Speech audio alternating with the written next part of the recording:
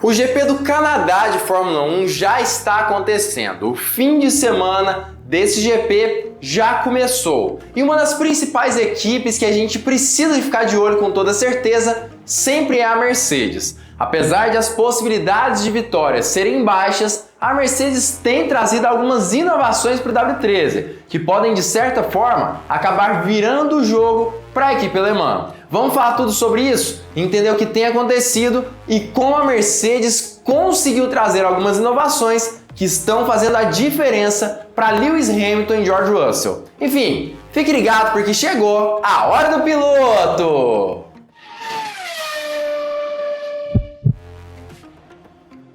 A principal patrocinadora do canal vem para fazer uma promoção incrível para você. Para isso, você precisa fazer a sua primeira aposta na Stake. O link está aqui embaixo na descrição. Mas não basta apenas isso. Você também precisa apostar no seu piloto favorito, que você acredita que vai vencer esse GP. Se esse piloto vencer, obviamente você vai ganhar dinheiro com isso. Mas se ele ficar entre os 3 primeiros, fica tranquilo que você recebe todo o dinheiro investido de volta. Você não vai perder nada. Mas não pense que é apenas isso. A sua aposta precisa ter entre 100 e 300 reais. E não vale acabar fazendo alguns cadastros além do seu. Ou seja, do mesmo endereço onde você mora. Não faça o cadastro do seu cachorrinho na sua casa. Aposte você mesmo e consiga ganhar muito dinheiro com a Stake.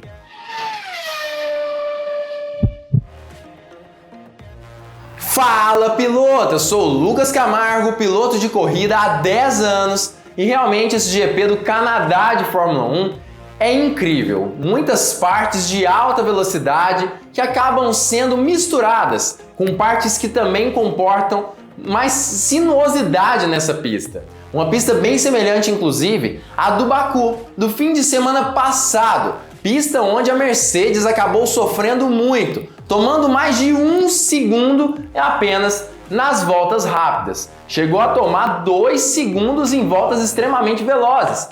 Mas os 2 primeiros treinos livres desse fim de semana nos mostram que talvez a equipe alemã tenha tido algumas coisas que ela conseguiu entender um pouco melhor no W13 e trouxe atualizações importantes e que farão com certeza algum tipo de diferença nesse carro da equipe alemã. Inclusive, os resultados desses 2 treinos livres são promissores quando nós analisamos as situações que elas passaram ali nos últimos GPs. Enfim, óbvio que a gente vai falar tudo sobre isso, esse vídeo é uma análise sobre a Mercedes especificamente, então a gente vai falar tudo sobre o que aconteceu até agora nesse fim de semana e como ela pode acabar virando o jogo nesse fim de semana da Fórmula 1.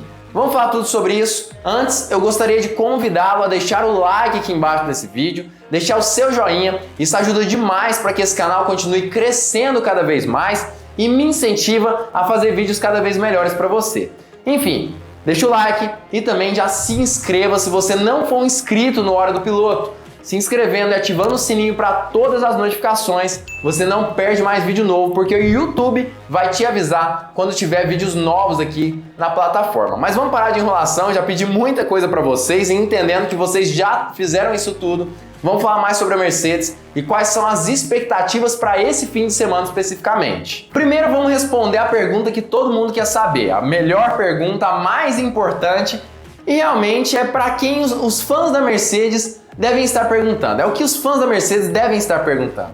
A Mercedes vai vencer o GP do Canadá de Fórmula 1? Ela tem chances de colocar Lewis Hamilton ou George Russell no lugar mais alto do pódio? Olha, chance com certeza tem. Com toda certeza a Mercedes tem sim chance de colocar ali George Russell ou então até mesmo Lewis Hamilton no lugar mais alto do pódio. Entretanto, ter chance é a mesma coisa de se colocar propriamente dito? É a mesma coisa de conseguir fazer esse feito com facilidade? Com certeza não. Vamos responder essa pergunta. Ela vai ou não vai colocar?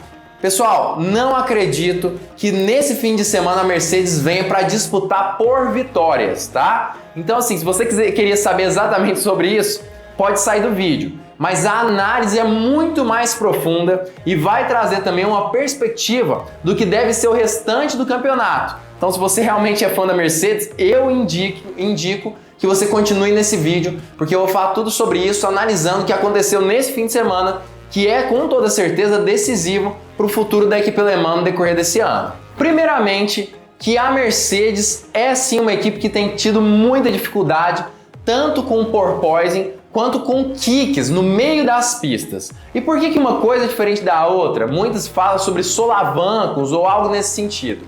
O porpoising é um problema gerado pelos efeitos aerodinâmicos que tem como consequência ali do efeito solo que foi implementado na Fórmula 1 a partir desse ano.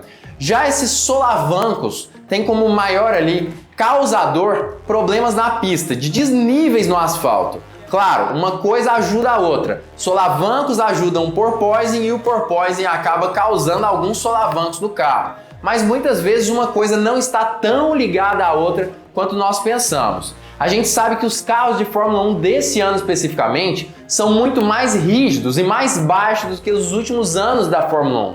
Isso tudo por conta desse efeito solo, que acaba ajudando esses carros a ter mais aerodinâmica quando eles estão mais baixos. Muito se fala que a partir de 20 milímetros de distância do solo, a cada 20 milímetros que cada equipe aumenta de distância do solo, perde-se aproximadamente 1 segundo por volta. Isso tudo por conta desse problema como consequência do porpoising nos carros de Fórmula 1. Entendeu agora por que os carros precisam ser tão baixos e tão rígidos?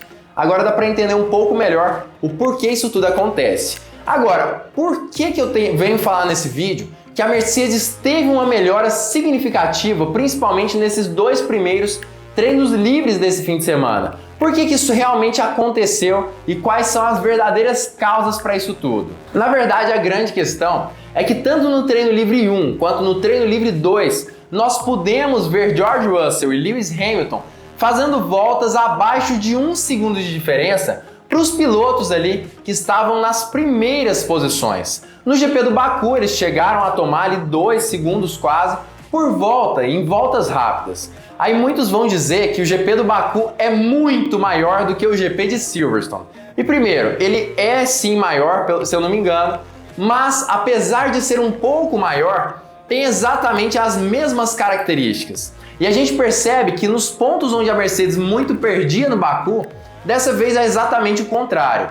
Enquanto ela faz o setor 1 e 2 muito parecido com o carro da Red Bull, no setor 3, que é apenas de reta, é o único lugar onde a Mercedes perde e muito para a equipe dos touros vermelhos. Chega a perder 5 décimos, por exemplo, mostrando que em partes mais sinuosas do circuito, ela de certa forma já conseguiu se encontrar um pouco melhor com o carro.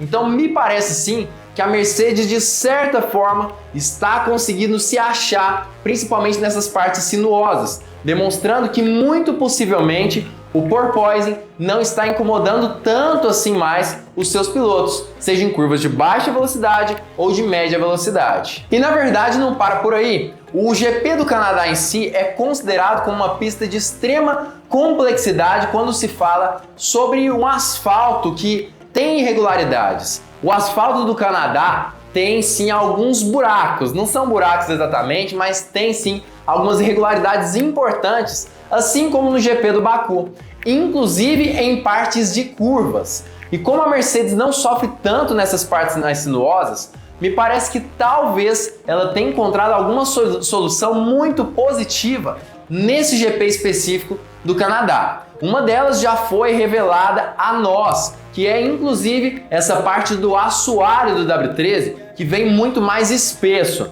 na intenção de reduzir a flexibilidade do assoalho e, consequentemente, ajudar e muito os 2 pilotos da Mercedes no sentido do porpoising. Isso porque aumentando a rigidez, obviamente em velocidades muito altas, onde o ar passa embaixo do carro com uma velocidade incrível, criando uma zona de baixa pressão muito grande, agora com o assoalho um pouco menos flexível, cria-se uma zona de baixa pressão um pouco menor, em altíssimas velocidades no meio das retas, por exemplo. O que obviamente acaba atenuando um pouco mais o porpoising em decorrência de perder um pouco de aderência. Apesar disso, quem precisa de muita aderência em uma parte de alta velocidade em linha reta?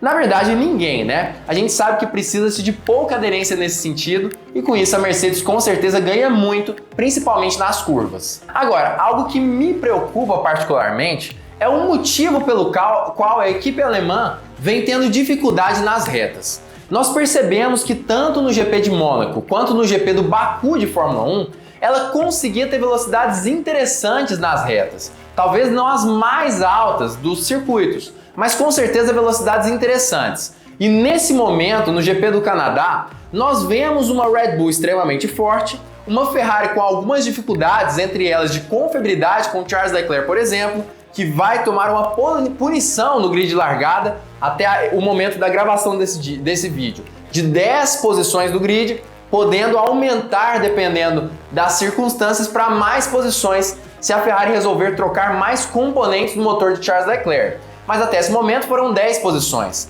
Mas algo que nos impressiona muito é que apesar desse problema de Leclerc, que com certeza vai dar ali algumas posições à Mercedes, nós percebemos uma Alpine muito forte. Como eu já falei em outros vídeos, a Alpine tem conseguido evoluir muito o seu carro e tem tido velocidades muito altas nas retas. Muitas vezes as velocidades mais altas desses GPs com longas retas. E esse é o caso em Montreal. A gente vê Fernando Alonso conseguindo fazer muitas vezes o terceiro melhor setor dessa pista específica, demonstrando que o motor Renault realmente empurra muito. E inclusive o setor 1 e 2 também são muito bons ali desse novo carro da Alpine, demonstrando inclusive que talvez Fernando Alonso tenha a capacidade de ficar na terceira posição, quem sabe na qualificação. Óbvio que isso a gente vai precisar ver amanhã na tomada de tempo, mas até esse exato momento nós vemos uma Alpine muito forte, podendo inclusive tomar a terceira posição dos construtores nesse GP da equipe Mercedes. Agora, por que a Mercedes não tem conseguido ter velocidades tão altas quanto ela estava tendo em outros GPs?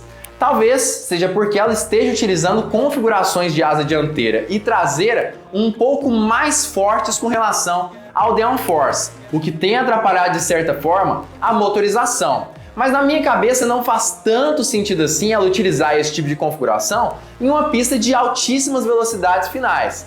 Pode ser que ela tenha utilizado justamente na intenção de diminuir a dependência do efeito solo, melhorando assim a questão do porpoising. Mas isso nós apenas poderemos saber se houverem entrevistas com os dirigentes da Mercedes, ou então se eles conseguirem melhorar o carro para a sessão da qualificação de amanhã. Agora, existe a chance também de haver um blefe ali da equipe alemã, mostrando realmente que talvez eles tenham a chance de fazer muito mais do que eles têm feito, mas com um motor com mapa de potência diferenciado.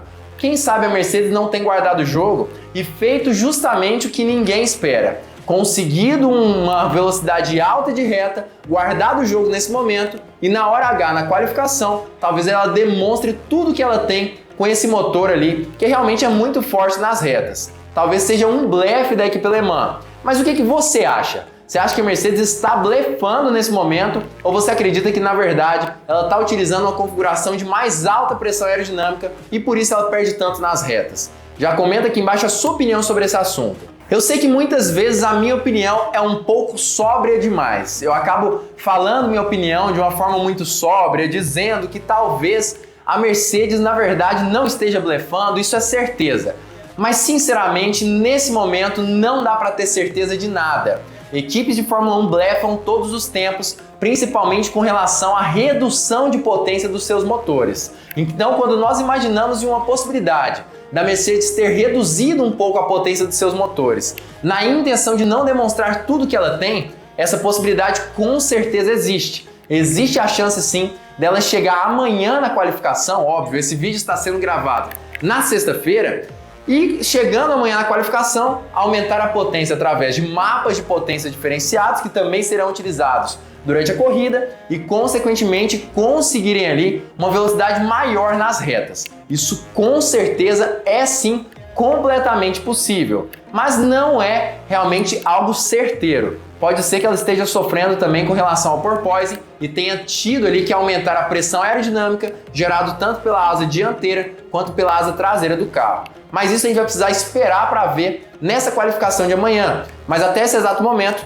tudo é possível com toda certeza. Inclusive, eu mesmo vou apostar nessa corrida, talvez não na Mercedes, talvez em outra equipe. Mas em quem você vai apostar? Você vai apostar, por exemplo, na equipe ali Ferrari, na equipe Red Bull? Quem você aposta para esse fim de semana e que realmente você acredita que vai conseguir vencer esse GP? Acesse aqui embaixo stake.com e aposte no seu piloto favorito utilizando o cupom Hora do Piloto. Não perca essa oportunidade. Eu vou fazer minha aposta. Qual vai ser a sua? Também comenta aqui embaixo quem você vai apostar nesse fim de semana. E olha, outra coisa, se você gostou desse vídeo, uma análise realmente bem profunda da equipe Mercedes, que eu fiz durante essas sessões aí de treinos livres principalmente, sessão 1 e 2 dos treinos livres, já deixa o seu like aqui embaixo se você curtiu. Se você gosta do canal Hora do Piloto, já se inscreva também e ative o sininho para todas as notificações para não perder vídeo novo. E claro, fique ligado porque muito em breve nós teremos mais uma Hora do Piloto!